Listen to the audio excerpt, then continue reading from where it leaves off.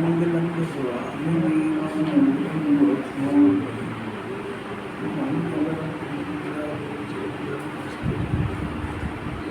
स्वामी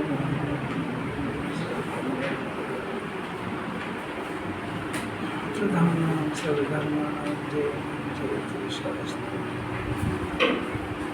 नमः समेशाय स्वामी नित्याय च पास्ते चित् स्वभावानां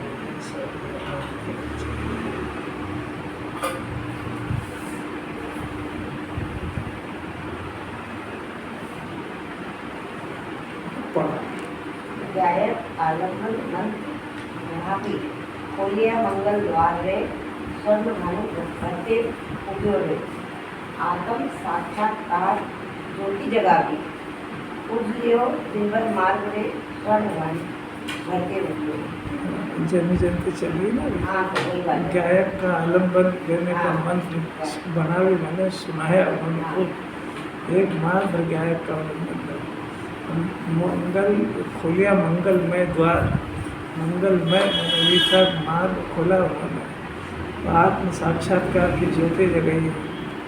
ऐसा गजब का स्वर्ण का सूरज उगा देखो भरत क्षेत्र के अंदर ऐसी अद्भुत बात है। बंद अधिकार की अंतिम गाथा 286 और 287 हेडिंग बहुत सुंदर है। अब द्रव्य और भाव की निमित्त नैमित्तिकता का उदाहरण देते हैं। तो ऊपर बहुत सारी बातें कही ना उन्होंने, द्रव्य और भाव, प्रत्याख्यान अप्रत्याख्यान दो तरह का, और उसमें द्रव्य में और भाव में निमित्त नैमित्तिक संबंध है। तो आचार्य खुद ही उसका बहुत ही बढ़िया स्पष्टीकरण करते हैं और ये गाथा बहुत अलौकिक है। बस इसीलिए समय सार का विरोध कर दिया। जिन्होंने पढ़ी त्यागी वर्ग में उन्होंने कहा समय सार आपके लिए ही नहीं। अब इसमें रहस्य खोलेंगे भी, इसमें रहस्य खोलेंगे भी आप बहुत अब आएगी। ठीक है ठीक है ठीक है। इस गाथा जो अभी आ रही है ये अधम कर्म की बात और उद्दिष्ट आहार की बात इसके अंदर है। बस ये बात आई तो उन्होंने कहा गृहस्थ पे पढ़ने लायक है ही, सीधे उड़ा दिया। क्योंकि गृहस्थ पढ़ेंगे तो वो समझ जाएंगे अधम कर्म किसको कहते हैं, उद्दिष्ट आहार किसको कहते हैं। तो उसमें दोनों के अंदर निमित्त भाव है। तो बहुत मजबूती से सुनना है इसको। अपने को वस्तु स्वरूप समझना है, इसको सुनकर के किसी की परीक्षा नहीं करना है। अपने को वस्तु स्वरूप समझ करके भविष्य में अपनी खुद की ऐसी दशा हो उस भावना से सुनना है।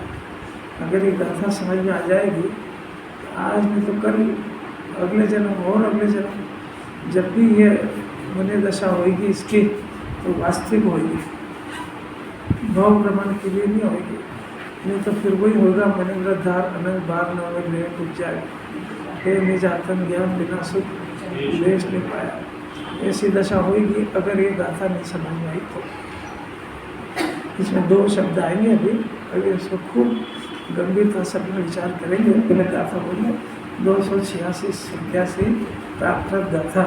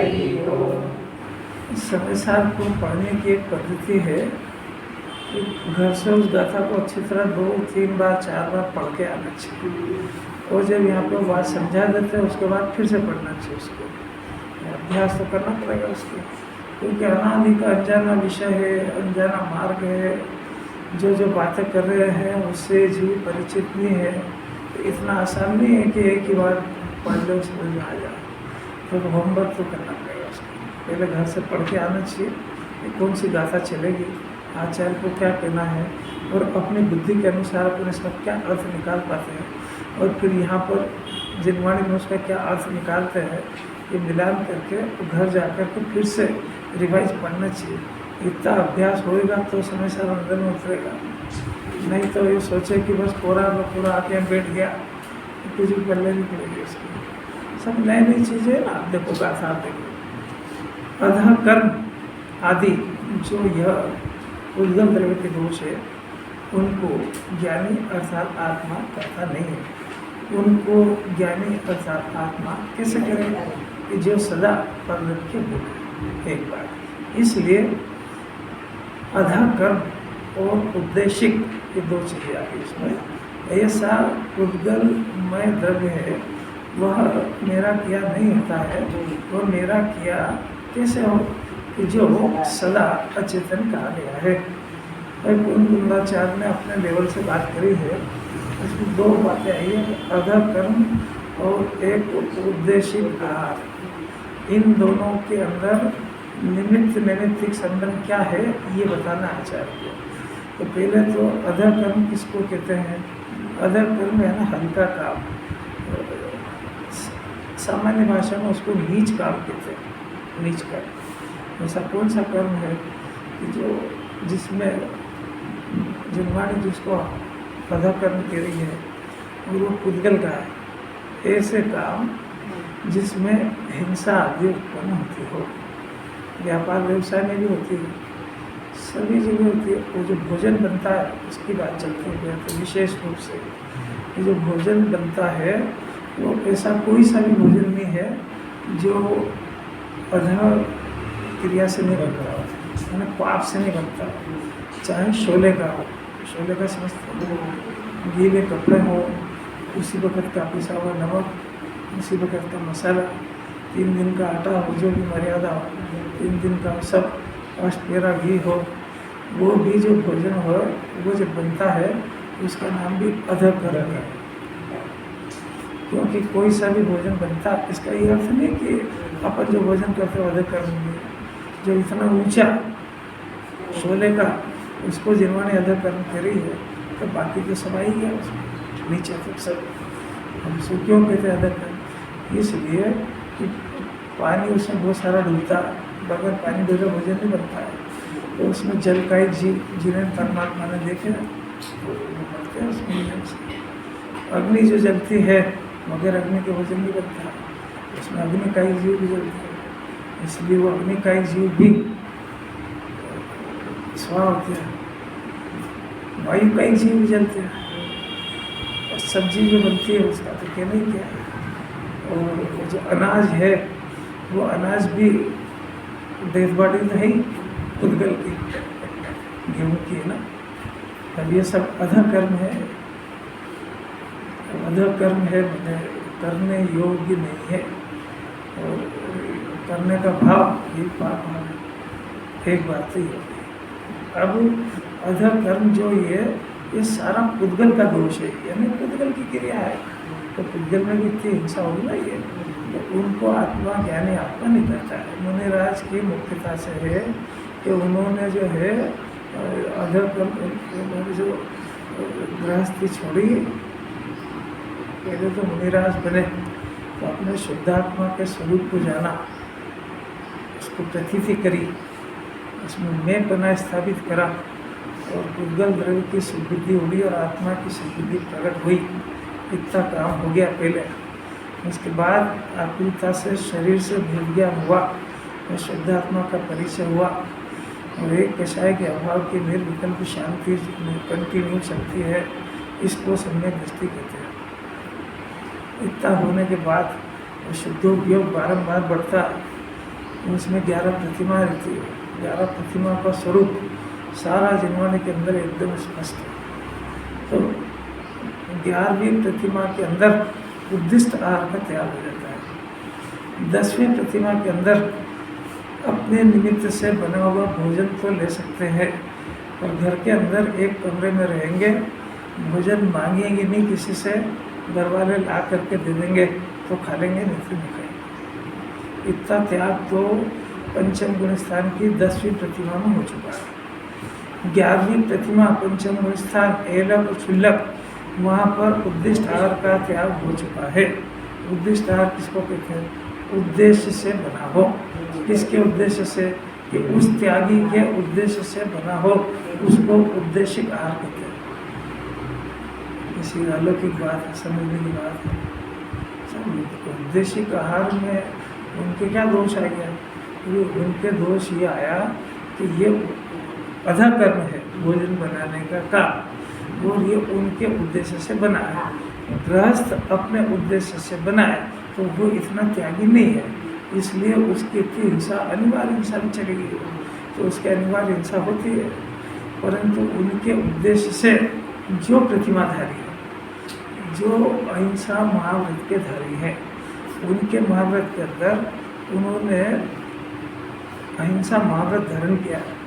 उसमें 5 स्थावर त्रस छेदाला में पहले लाइन षट काय जीव न हनते, यानी 6 काय के जीव तरफ और भाव हिंसा टरी तारी कौन से रस द्रव्य हिंसा भाव हिंसा और कैसे बहुत अलौकिक बात है। अभी पंचम काल में से फंस गया अपन, सच्चे मुनिराज तो मिलते ही नहीं, उनका स्वरूप सुनने को भी नहीं मिलता है। तो श्रद्धा हम तो क्या करें? सत्य सत्य सत्य वस्तु को सुने बगैर उसका श्रद्धा नहीं होता। ऐसा थोड़े कि हम देवशाल गुरु को मानते हैं, उनके स्वरूप को यथार्थ समझे बगैर उनका श्रद्धा नहीं होता है। मुनिराज का स्वरूप है उनके 6 काय की जीव की हिंसा, द्रव्य हिंसा, भाव हिंसा, ये तो त्यागी होते हैं। तो यदि उनके उद्देश्य से आहार बने तो जो महाव्रत है अहिंसा महाव्रत, वो हिंसा हो गई ना। वो जल का एक, वायु का एक और सारे अग्नि का एक, उन जीवों की हिंसा उनके उद्देश्य से होगी। तो इसके बनाने में, उनके उद्देश्य से बनी हुई में उनका महाव्रत बन जाएगा।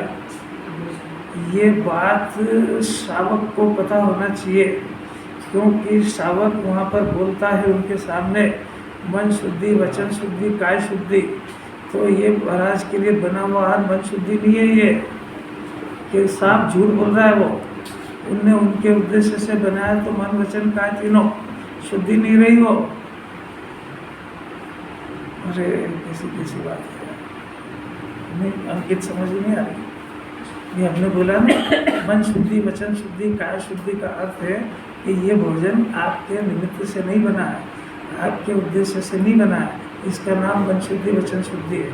यहाँ तो चौका ही मुझे भी लगाया। आजकल तो बात ही ऐसी चलती है कि महाराज का चौका, महाराज का चौका होता ही नहीं है, चौका तो गृहस्थी का होता है। फिर से सुनना बार बार, इंस्ट्रक्शन, जगत से तुलना करना नहीं। यहाँ जाने से निकलने के बाद किसी को बोलना नहीं, वो दूसरे किसी को देखना नहीं।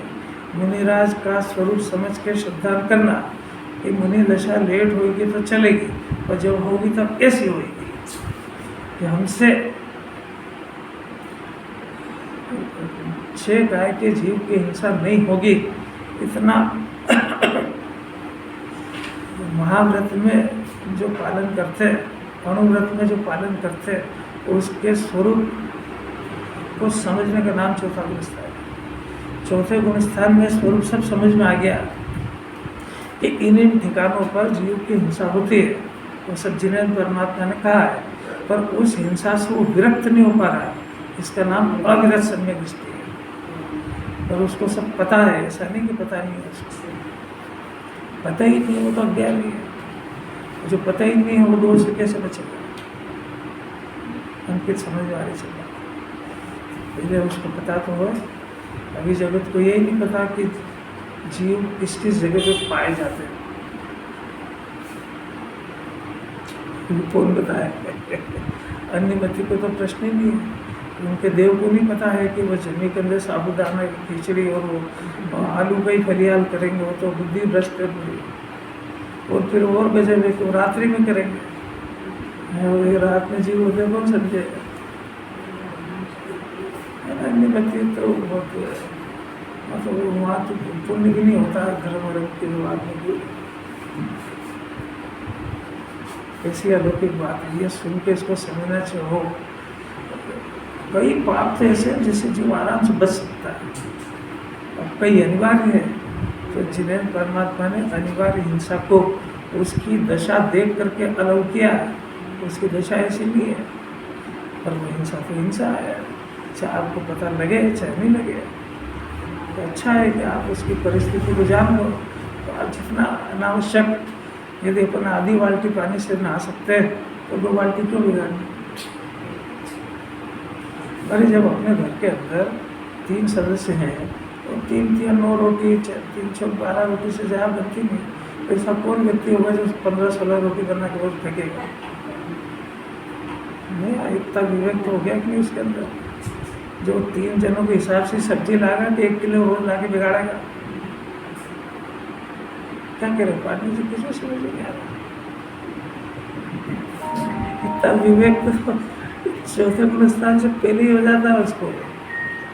इतना विवेक होता है जब तो चौथा गुणस्थान होता है उसको। विवेक, श्रद्धावान, विवेकवान, विद्यावान, इसको शावक कहते हैं। इसको इतना विवेक जागरण हो गया ना, तो केवली की तरफ उसमें ज्ञान काम करता है। कौन से शास्त्र पढ़ना, कौन से नहीं पढ़ना, कौन से किसको देव मानना, किसको नहीं मानना, कब खाना, सब विवेक हो जाता है उसको। किससे कितनी देर बात करना, किसकी संगति करना, कहाँ समय बिताना, क्या अपना मन फालतू नगर निगम की कचहरी गाड़ी थोड़ी है जो सामने दिखा उसका विचार चिंतन में अपना जीवन बर्बाद कर दे। अपने आत्मा का विचार कब करेगा? ये समय सार में इतनी बातें, इसका विचार कब करेगा? ये समय सार की जितनी बातें हैं अपने को विचार करने के लिए कि सुन के दूसरों को सुनाने के लिए। ये विचार करेगा कब? जब फालतू हो, खाली मल्टी जब करेगा कब करेगा? और खाली रहने ही नहीं देता हो, काका की मुसीबत मोल ले आता हो। फिर ऐसा होता है नहीं होता है? तो इसको जैसे जब कुछ समझ में आएगी तो अपनी दुर्दशा समझ में आ जाएगी सब। और जिन्होंने भी लिखा है कि कोई सा भी परिणाम बंध्या नहीं होता है, सफल आता है। चाहे आप वो जानबूझ के करो चाहे अनजाने में करो, परिणाम हो गया है, कर्म बनेंगे, वो उसका उदय आएगा। अच्छा है कि आप पहले से जान जाओ, अच्छा है कि आप जितने बच सकते हो उतना बचो। अच्छा है यदि आप अपनी गति सुधारना हो।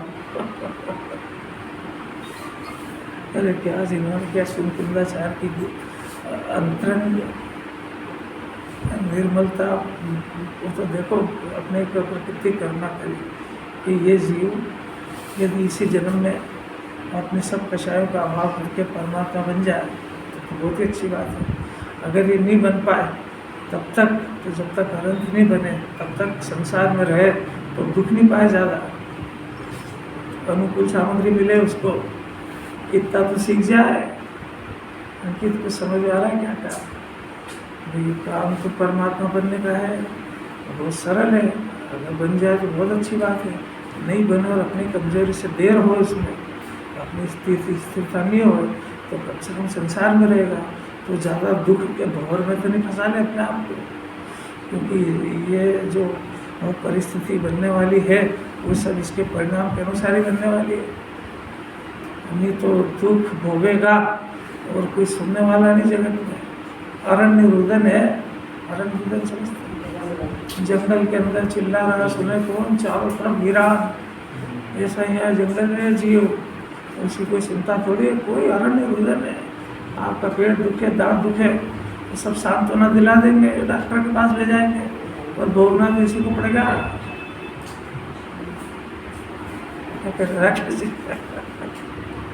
अरे कैसे कर रहा होते, हरणशिल बन जाए अच्छी बात है, नहीं बन पाया तो जब तक हरणशिल नहीं बने तो जिनवानी का बालक है, जिनवानी के गोद में आया तो हर माँ बाप ये चाहते हैं कि बच्चे को दुख नहीं हो।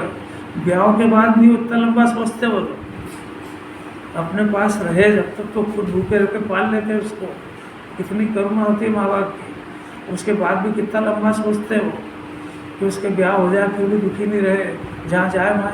तो जिन्होंने नहीं बताएगी इतना नहीं सोचेगी, ये तो जगत माता है। कि जब तक ये जीव हरणशिल नहीं बन जाए तब तक इसको किसी बात की अनुकूलता प्रतिकूलता नहीं आए, खाने की व्यवस्था अच्छी हो, इसको किसी की गुलामी नहीं करना पड़े, इसको अपने भोजन के लिए ज़्यादा पाप नहीं करना पड़े, इसकी आजीविका सुंदर हो, इसके शरीर में ज़्यादा बीमारी नहीं हो। अरे जिन्हें क्या लौकिक बात, इतना तो जिन्वानी व्यवहार नहीं करा लेती है। जितनी जगत में दूसरे जीव दुखी दिखते होता है जिन्हें नहीं दिखेगा। अभी भले अज्ञान दशा में नहीं समझता हो तब भी उसको इतना कष्ट नहीं होगा जितना अनियमितियों को। अनियमितियों का कष्ट देखो तो सही, नहीं दिखते हो ना, जरा अस्पताल में जाके देखना चाहिए। सारे नर्सिंग होम एक बार सारा फुल हो रहा है बिल्कुल, एक आध बार जाकर के देख के आना चाहिए हमारे में क्या दशा है। गरीबों के खाने का नहीं, पीने का नहीं, वहाँ रोज़ अखबारों में आता है अस्पताल के अंदर खटमल काट रहे, मच्छर काट रहे, और कोई एक बेड में 2 सो रहे, तो क्या दशा हो रही है। वैसे वैराग्य हो जाए तो कभी सोचना तो चाहिए कि ये किस बात का फल है कि तूने आत्मा नहीं समझी, उसके फल है ये। तो वहाँ कहाँ आत्मा समझे, यहाँ आत्मा सुनने का अवसर आ गया है तो अपनी खोपड़ी को घुमाता है इधर सुनकर, मिले न मिला है, किसी से लेना देना है नहीं, वहाँ बर्बाद करता है। अधर कर्म कह रहे जो भोजन की क्रिया को अधर कर्म कह रहे हैं, तो 24 घंटे के काम कोई अच्छे काम है क्या? झाड़ू बर्तन पोछा वगैरह वगैरह वगैरह सब अधर कर्म है। अभी इस जन्म में इस जीव को अधर कर्म की परिभाषा समझ में आ जाए, वो जितना अधर कर्म है उससे अपने पुरुषार्थ पूर्वक जितना बच सके उतना बचे, नहीं रास के तुम होते। एक शब्द तो अधर कर्म आया, और उद्देश्य अधर कर्म आदि ये यद्यपि पुद्गल द्रव्य के दोष है, आत्मा नहीं करता आपको ज्ञानी, परंतु जिस जीव को ये परिणाम होता है उस जीव का परिणाम को भी अधर कर्म कह रहे हैं। एक तो पुद्गल की क्रिया है अधर कर्म, पूरे करने वाले का जो रागादि का परिणाम है वो भी अधर कर्म की श्रेणी में है। दो ही के अंदर निमित्त नैमित्तिक संबंध है, एक द्रव्य वाला और एक भाव वाला। राकेश जी कितनी शांति से सुनना चाहिए इसको, कितनी शांति से सुनना चाहिए। वो जो अधर कर्म है वो द्रव्य कर्म पुद्गल की क्रिया, और जो करने का परिणाम वो जीव का है, तो ये भी अधर कर्म है। अरे वो अपने रात को अधर कर्म कौन समझे इसको? रोटी बनाना अपना कर्तव्य है कि अधर कर्म में शर्म आना चाहिए कि साहब रोटी खाना तो जरूरी है, नहीं खाऊं तो मर जाऊँ। तो तू मर जा, मरना है तो तेरे पीछे अपने जीवन पाई को अपना जीवन त्यागे है। शेर कहे कि साहब मैं तो कोई रोटी खाता नहीं और घास खाता नहीं, रोटी ला के कौन देगा मेरे को जंगल में, तो मैं तो इनको ही खाऊंगा। शेर की अपील स्वीकार करी जाएगी। ऐसा इस जीव की आहार संज्ञा के लिए दूसरा जीव क्यों अपने देह त्यागे? अग्नि कायिक वायु कायिक जल कायिक, आप बंद करो ना खाना। किसी कठिन बात है। शेर का दृष्टांत समझ में आ रहा है कि नहीं? वो कहेगा साहब मेरे को कोई गांव में सर रोटी ला के तो देगा नहीं, घास में खा सकता नहीं, तो आप ही बताओ मैं क्या करूं? क्या बात त्याग दो। भगवान में भगवान की जेब में त्यागा कि नहीं? देह छूट जाए तो परवाह नहीं करी, आप छोड़ दो, उसमें क्या है? कितनी अलग बात। ये धमकी देता है साहब ये तो जरूरी है, काय का जरूरी है? आत्मा के लिए कुछ जरूरी नहीं है।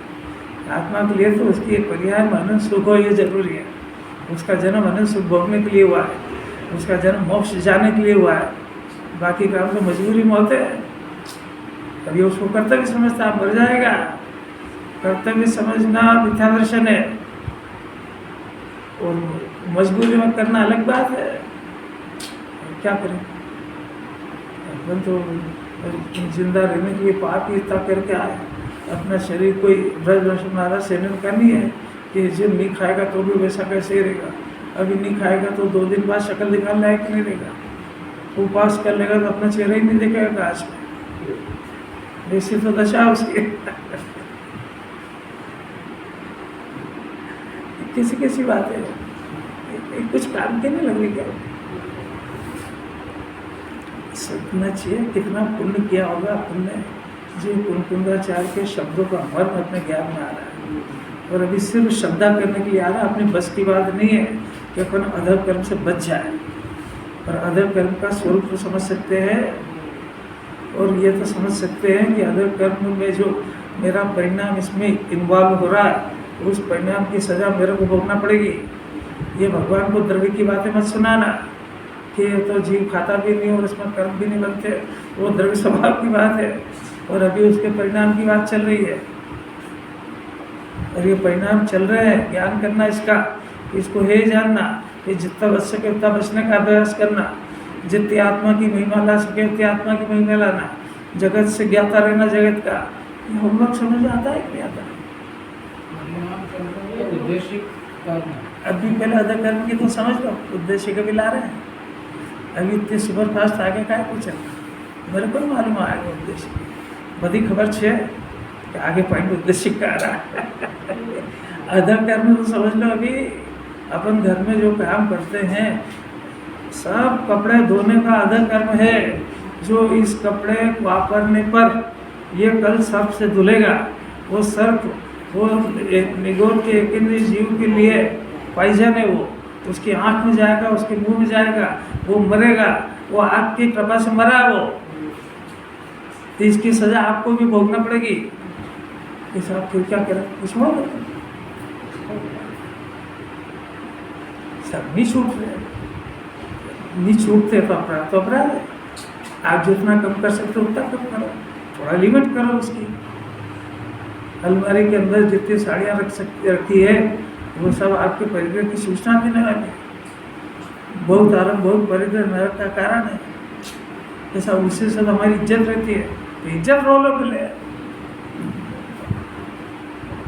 बहुत कठिन बात है, बहुत कठिन है। सत्य सुनाएगा कौन? रोटी में कितना समझदार है। घर में 3 जने हैं तो 15-16 रोटी कौन बनाता है? एक आध बच्चा है तो ठीक है। तो जब अपना 10-5 कपड़ा से काम चल सकता है तो 50 की जरूरत क्या है? मैं उदाहरण से नहीं समझ गई, कोई बात नहीं, रखो आप अपना धन विभव प्रदर्शित करो, सजा भोगने के लिए तैयार हो। इसमें क्या आपको कुछ समझ में आ रही क्या? काय की परिभाषा आई अभी? अधर कर्म। अब काफी बदलते हैं। अधर कर्म यद्यपि वो पुद्गल की क्रिया है, परंतु जिस जीव का उसमें राग इन्वॉल्व है वो राग भी अधर कर्म की श्रेणी में है। रागत नहीं है ना? अपना तो एक बहुत बढ़िया सिद्धांत है कि सब काम वाली से करा दो या घर वाली करे, अपन तो निर्दोष है। इस भ्रम में मत रहना। ये वहाँ सारे काम जो हो रहे हैं उसकी अनुमोदना अपनी है, और वो सब मिलके ही भोगना पड़ेगा। वो भले काम वाली करके जा रही है, जवाबदार आप ही हो, पैसे आप दे रहे हो, सफाई आपको चाहिए, जरा सी कमी हो तो आप उसको डांटते हो, तो बच नहीं सकते उससे। पटनी जी आ रही समझ में थोड़ी बता रही और कड़क के तो सुन लो। अपने क्या जा रहा, नहीं मानना मत मानना, मान कौन रहा है? यूँ भी नहीं मान रहा है कि जब अपन जो भी कुछ काम करते हैं बहुत सावधानी से करते हैं, क्योंकि अपन जैनी है और अपन परिणाम जानते हैं। और जो अपना नौकर करता है ना उसको विवेक नहीं होता कभी। वो इतनी तरकीब से पानी नहीं छानेगा, इतनी तरकीब से झाड़ू नहीं लगाएगा, वो इतनी तरकीब से पोछा नहीं लगाएगा, इसलिए वो तुमसे 4 गुना ज़्यादा हिंसा करेगा। तो तुम्हारे प्रमाद की सजा वो नहीं भोगेगा, तुमको भोगना पड़ेगी। अब भाई समझो, सब इससे तो हमारा हाथ पाँव टूट जाएंगे, नौकर चाकर के तो भरोसे ही है। कितनी मीठी बात है। कोई बात नहीं, ये पुण्य उदय आ रहा है, छीन होने वाला है बहुत जल्दी। अभी ये जितने भी ये जीव जा रहे हैं इसमें, ये सब मुंह फाड़ के खड़े हैं बदला लेने के लिए। चिंता मत करो, एक एक का कर्जा उतारना पड़ेगा। अरे किसी अदर कर्म की परिभाषा है, अपने ऊपर लागू पड़ती है। बिना पाप पर कोई काम नहीं होता। बिना पाप करे आत्मा का अनुभव होता है, बिना पाप करे शुद्धोपयोग होता है। जिन्होंने पुण्य का भी निषेध कर रही है, काम आत्मा करते ही नहीं है। आत्मा का काम तो अतीन्द्रिय आनंद को भोगना है। वो अतीन्द्रिय आनंद को भोगना छोड़ता है तो ऐसा दुर्घटना घटती है। और ये अतीन्द्रिय आनंद का स्वाद नहीं ले रहा है, इसलिए सब करना पड़ेगा उसको। तो ये कह रहे हैं कि आपने अतीन्द्रिय आनंद क्यों नहीं भोगा? क्योंकि अतीन्द्रिय आनंद स्वाभाविक आत्मा है, ज्ञाता रहना उसका स्वभाव है, आत्मा के अंदर अमृत भरा है। तो ये उसका अपराध है कि उसने अपने आत्मा के आनंद को नहीं भोग करके जगत के साथ छेड़ाछाड़ी क्यों करी। अपने आत्मा के आनंद भोगने में जगत के एक भी जीव को किसी तरह का कोई कष्ट नहीं होता है। इसीलिए परमात्मा परम अहिंसक कहे जाते हैं, अहिंसा के अवतार है। अरे राग उत्पन्न नहीं होता है। कितना बढ़िया सोचा तो सही यार कि ऐसा मिल जाए कि अपने को पाप नहीं करना पड़ा।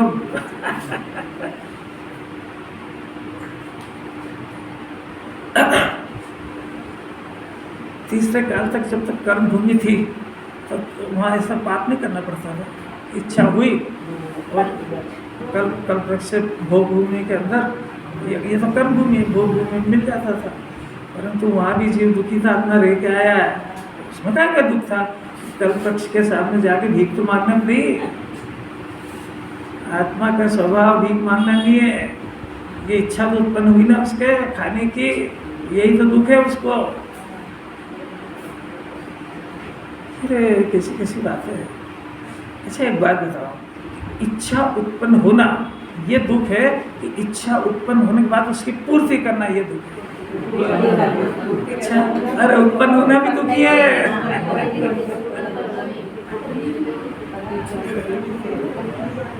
अरे दुख की परिभाषा भी जिन्हें भगवान बताएंगे इसको। आत्मा सुख का समुद्र, इसको इच्छा करने की आवश्यकता क्यों पड़ी? इसलिए पड़ी कि जिस बात की इच्छा है उससे अपने आप को अपूर्ण देखता है, तो वो इच्छा उसकी पूर्ति करने के लिए खड़ी होती है। इच्छा को ऐसे निराधार थोड़ी हो रही है। पड़ोस में क्या चाय की पत्ती और शक्कर मांगने क्यों गया? सीधी बात है, तेरा घर में नहीं है। रोगी है, इलाज कराता है। रोगी होना वो पहला दुख है। यही तो बात है। तो इसको क्या लगता है कि वो इच्छा की पूर्ति करना दुख है, इसलिए तो पूछा। अरे पहले दुख हो गया, इसके बाद तो बड़ा दुख खड़ा कर लिया तुमने। इसे अलौकिक बात। इच्छा का इलाज इच्छा की पूर्ति करना नहीं है। इच्छा का इलाज उससे भेद ज्ञान करके इच्छा अनंत काल तक के लिए नष्ट करना, ये इच्छा का इलाज। और न इलाज सुनता है, न कुछ नहीं सुनता। प्रथम तो इच्छा की पूर्ति होना संभव नहीं है। प्रथम तो इच्छा उत्पन्न न हो ऐसा भी इसके पास कोई उपचार नहीं है। क्योंकि वो तो ज्ञानी को ऑप्शन खुला है कि वो अपनी आत्मा को जान गया है और उसके बाद समझ में आ गई है कि आत्मा में किसी चीज़ की कोई कमी है ही नहीं, इसलिए इच्छा उत्पन्न होती है, तो विभाव है। तो वो इच्छा उत्पन्न होने के काल में इच्छा से भेद ज्ञान करते हैं और इच्छा का उपचार अतीन्द्रिय आनंद को भोगना जानते हैं। इसलिए इच्छा की पूर्ति में अपनी शक्ति को नहीं लगाते हुए आत्मा में लीन होने में अपनी शक्ति को लगाते हैं। अब ये बेचारा क्या करे? तो वो अपने इच्छाओं से दुखी है, तो इच्छाओं की पूर्ति में अपनी शक्ति लगाता है। अब इच्छा की पूर्ति पुण्य के उदय की अपेक्षा है, इसके ज्ञान की अपेक्षा थोड़ी है। तो ये जब देखो जब मैं सोचता ये गलती रह गई, ये गलती रह गई, ऐसा नहीं करा, वैसा नहीं करा। अरे पर उसके अंदर तेरे ज्ञान की अपेक्षा है ही नहीं, इच्छा की पूर्ति में पुण्य के उदय की अपेक्षा है। और पुण्य का उदय होता तो वो बिना इच्छा को सामग्री मिल जाएगी, और पाप का उदय होता तो कितनी कर ले इच्छा। जिनागम की थ्योरी को एक्सेप्ट करके सिद्धांत सुखी होने के प्रयत्न करो। आपको कोई बात अच्छी लग रही है कि नहीं लग रही? कि उदास तो हो गया, चेहरा तो ऐसा उदास हो गया कि बस इसको पता लग गया ना अधम कर्म के और खुल गई सब। अभी तक तो आंखें बंद थी तो चला जा रही थी गाड़ी, और तो जिन्होंने आंखें खोली तो और डर लगने लगा। अरे डर लगेगा तो डर से थोड़ी कोई दूर होती समस्या, समस्या तो ज्ञान से दूर होती है। क्या कह रहे हैं? ये सौभाग्यशाली समझो कि अपने को ऐसा आचार्य मिल गया, जिनवाणी मिल गई, और उससे बढ़िया है मेरे को जिनवाणी सुनने की रुचि होगी। उससे बढ़िया कि शांति से 1 घंटा अपनी बात सुनने का अवसर आ गया। अपना दिमाग खराब नहीं है कि अभी मोबाइल को खोले, अभी ये बंद करेगा तो तुरंत देखेगा उसको, और डसेगा खोलेगा ऐसे।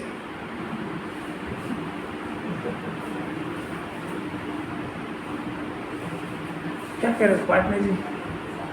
डर जाए कि होश में आ जाए?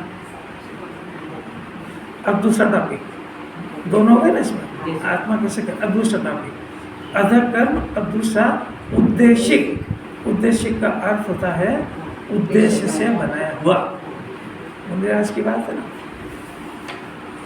गृहस्थ उसका तो उद्देश्य है ही सही, इसलिए उसका तो जो भोजन बनता है वो उद्देश्य ही बनता है, क्योंकि अपने उद्देश्य से बना। पर मुनिराज को उद्देशिक आहार, खाली आहार नहीं, मुनिराज के उद्देश्य से कोई सा भी काम, चाहे संत सदन, चाहे वस्तिका, चाहे वो चंद्रमा, चाहे कुछ भी काम हो, यदि उनके उद्देश्य से किया गया है तो पाप का भागीदार उनका तो महाव्रत बन गई, ये भी उस पाप में निमित्त हुआ। बहुत अलौकिक बात है, बहुत अलग।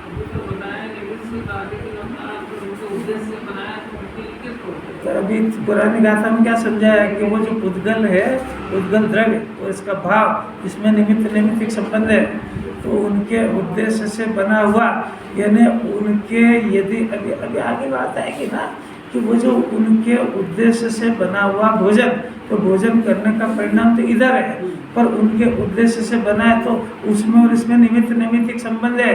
उन्होंने उद्दिष्ट आहार का त्याग नहीं करा, इसलिए उद्दिष्ट आहार भी हो जाएगा। तो उसका त्याग क्यों नहीं करा? उसका त्याग कर रहे बगैर ये उद्देश्य का आहार का त्याग नहीं होएगा।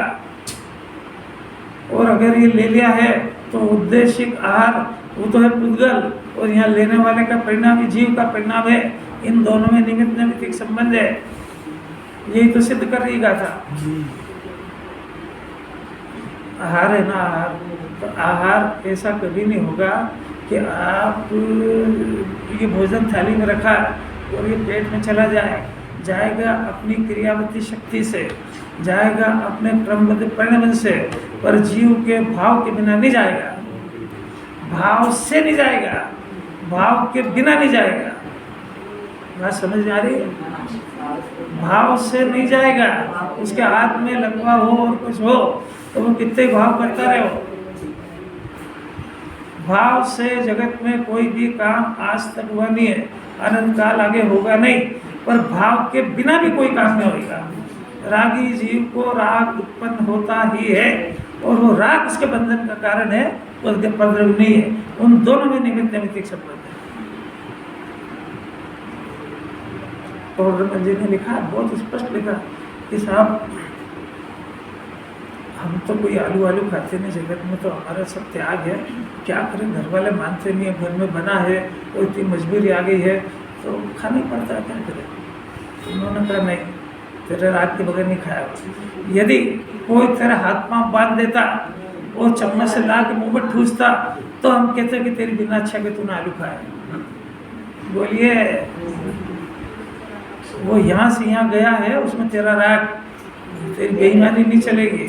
तो वहाँ भी उद्दिष्ट आहार, कोई कहता कि इन्होंने हाथ पांव बांध के मुंह में डाल दिया तो क्षम्य था, पर तूने खुद जा कर के लिया है। आगे सुन लेना यार, अभी शांति रख लो, थोड़ा हजम करो, एकदम से हाइडो से भाग जाएगा। अरे कैसे के खतरा उनका नहीं है, खतरा इसका है। इसको मुनिराज का स्वरूप क्यों नहीं पता है? ये उनके मोक्ष मार्ग में बाधक कैसे बनाए है? ये इसने उनके पंच महारथ को भंग करने का प्रयत्न कर, उसकी वो जाने है। इसको स्वरूप क्यों नहीं पता था? तेरे को पता है कि जैन दर्शन से विरोधी वीतरागवाद से विपरीत बात करते हैं, तो तू आर्ध में पहुंच कैसे गया? नहीं बात सुनो। अष्टपहुड़ तो पढ़ ही नहीं सकता है। जब ऐसा पता लग जाए तो जितने वो जाएंगे वो तो जाएंगे, उनके मानने वालों की संख्या स्पष्ट है, अरबों में है। उनके मानने वाले सब पंचम काल से एक इंद्रिय में जाएंगे। अरे कुंकुंदाचार्य के वचन मिलना भी दुर्लभ है, पचाना तो वहाँ दुर्लभ है। कोई शूरवीर ही पचा सकता है इसको, और शूरवीर ही सुन भी सकता है। शूरवीर नहीं हो तो यहाँ फटकेगा नहीं, भाग जाएगा। ये लगा रखा ना, ये एसपी का चिन्ह है। वो यहाँ घुसते ही देख लेगा, अरे बाप यहाँ नहीं चल रहा। ये लगा इसलिए रखा कि यहाँ आपको आत्मा की कुंकुंदाचार्य की वाणी मिलेगी, दूसरी नहीं मिलेगी। आप यहाँ सोच के भी मत आना कि हमारे मन की बात कह देगा, कुछ नहीं कहेगा। यहाँ जिनवाणी के अलावा एक वचन भी सुनने को नहीं मिलेगा। ये इस बात की सूचना है।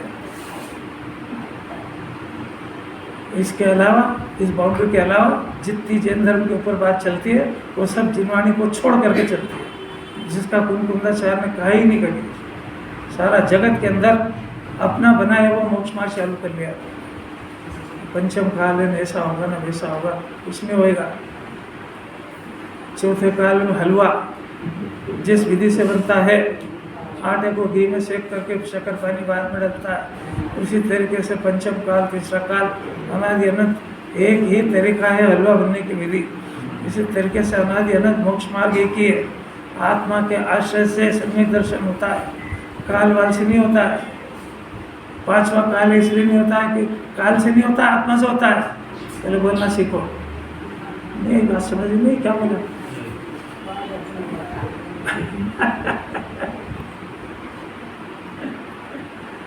आपकी मजबूरी है तो गुणस्थान नीचा रखो। जिनवाणी में कब कहा कि आप अपनी दशा ऐसी है, जैसी दशा वैसी रखो।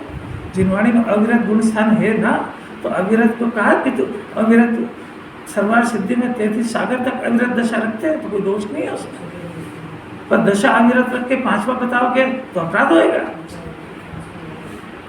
और पांचवा छठा बता करके और पहले का काम करोगे वहाँ अपराध है, तो सारी दुनिया ठगा जाएगी। तो किसी ने सोचा कि नहीं इस बात? उस दशा के अंदर जितना पाप होता है उतना निचली दशा में नहीं होता है। कारण क्या उसका? कि वो जिनराज का स्वरूप है वो, और जिनराज के स्वरूप पे हर अज्ञानी भरोसा करता है। तो तुम्हारे स्वरूप के कारण अनंत जीव ठगा गए। तुमने वैराग्य अपने लिया कि संसार को ठगने के लिए वैराग्य को धारण किया, और बहुत कठिन बात है। बार बार कोई बोलना मत हो, खाली सुन लेना, समझ जाना बस। पूरी जिनवाणी अपनी श्रद्धा सुधारने के लिए है, किसी को सुनाने के लिए नहीं है। और न जगत में किसी की परीक्षा करना, न किसी को ज्ञान देना।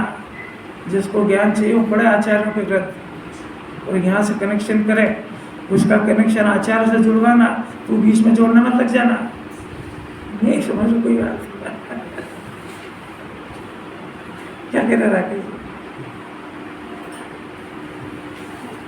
कोई आदेश का पालन कलेक्टर कराता है तो क्या कहता है, भाई गवर्नमेंट के आदेश में क्या करूँ? वो आदेश कलेक्टर अपने फॉलो करा रहा है कि गवर्नमेंट के आदेश का पालन कर रहा है? वो तो बीच में मीडिएटर है। तो अपन तो बीच के मीडिएटर के हैं, अपन तो जो इनने लिखा वो पढ़ रहेंगे।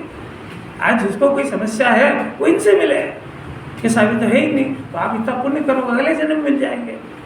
आप विरोध क्यों करते हो कि नहीं ऐसा नहीं हो सकता? तो तू पे होने वाला कहने वाला है कौन? ऐसा नहीं हो सकता है। अपने मन से छूट लेने का अधिकार किसने दिया है? इसका पालन कुंकुंदाचार्य ने भी कराया है। इस मार्ग पे चल के अनंत मुनि भगवान बने, मार्ग पे चल के बने, मार्ग को बनाया किसी ने नहीं है। महावीर भगवान भी इसी मार्ग पे चल के बने, मार्ग को बदलने का अधिकार अनादि की 24 को भी नहीं था। तो तेरे को कहने का अधिकार क्या है कि पंचम काल में ये छूट और वो छूट। तो इस नियम का जो उल्लंघन करेगा वो चाहे तीर्थंकर का जीव हो, महर्षि ने उल्लंघन करा ना, इससे बड़ा और क्या उदाहरण होगा। तो उल्लंघन हुआ, इतने भव हो गए बीच में, तेज तीर्थंकर इतने फिर भी मात्र ये स्वीकार करना पड़ा। हाँ, ऋषभदेव के समय में उन्होंने विरोध कर दिया। अरे ऐसा भी कोई होता है क्या? है आप तो पहले तीर्थंकर बन गए और मेरे को 24 वक्त दे रहे हो, है मेरे साथ ही पार्शलिटी, मैं आपका पोता हूँ। अरे भाई इसमें दालन पोता नहीं चलता है।